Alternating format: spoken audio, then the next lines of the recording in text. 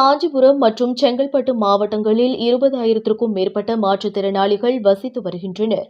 இந்த நிலையில் பல்வேறு பிரச்சினைகளை தீர்த்து வைக்க கோரி மாவட்ட ஆட்சியர் மற்றும் துறை அதிகாரிகளிடம் பலமுறை மனு அளித்து வந்துள்ளனர். இதனால் மாற்றுத்திறனாளிகள் அளிக்கும் மனு மீதான நடவடிக்கை எடுக்கப்படாமல் ஆண்டாண்டுகளாக மாற்றுத்திறனாளிகள் அளித்த மனுவிற்காக பதில் கிடைக்கும் என காத்துக்கொண்டு வருகின்றனர்.